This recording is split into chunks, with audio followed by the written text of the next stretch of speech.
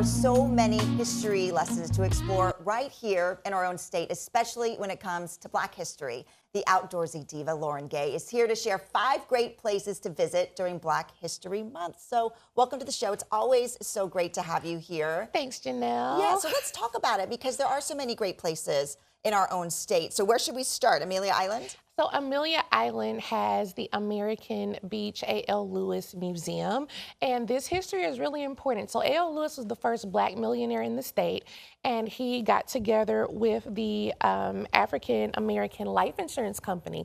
They purchased 33 acres of land in Amelia Island, and this was recreation for Black people during the Jim Crow era where, you know, Black people weren't allowed to all the public beaches and things like that. So this is really important history, and it's still there. A lot of those Black families and their descendants still own their land.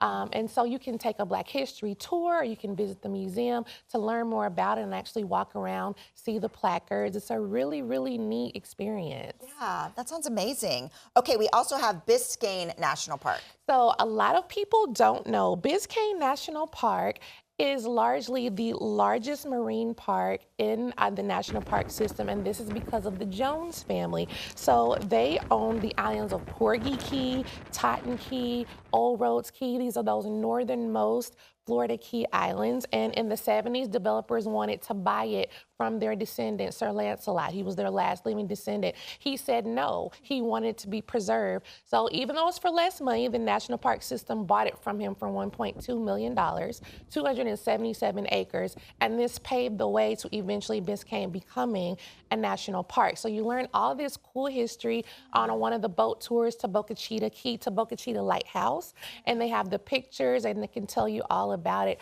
I was fascinated. That's nothing I ever learned in school. Right, absolutely. I think it's a great trip to take with the kids over spring break, maybe. It is. Perfect time to go with me spring break.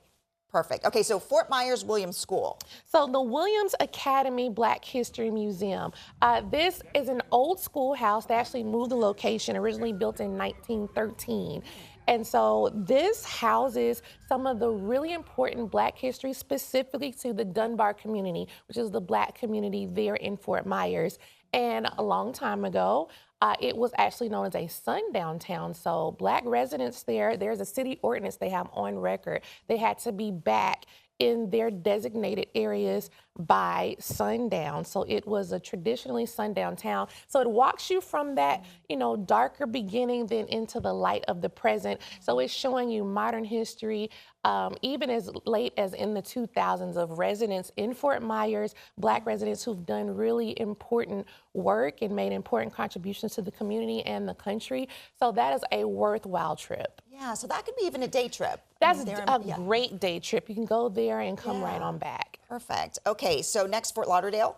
So Fort Lauderdale is really cool. I love seeing these local communities have their own history. Right. So in Pompano Beach, they have the Blanche Ely Museum, it's the Blanche Ely House. And it's a museum from Blanche Ely and her husband were both renowned educators in that area in Fort Myers and Pompano Beach. So they've preserved that history, and you can walk through and see some of their contributions. Then you also have the African American Research Library, which has some of the largest, it has the largest collection of Black authors and children's books anywhere in the country. So both of those make, you know, if you have a trip to Fort Lauderdale planned, it's something you can add on. And these things are open year round, not just during February and during Black History Month. Really interesting history. Yeah, and of course we have our own history right here in Tampa. Right here in Tampa. I think in 2027 we're finally going to get that Black History Museum. But right now you can visit the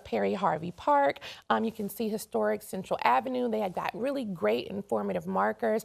There's a new walking tour through the History Museum that people can book to learn about that important history down there. And for people who don't know, Mr. Harvey created the first Black-owned apartment buildings in Plaza with a bank, supermarket, restaurant. He was one of the influential leaders right here for Tampa's own civil rights movement.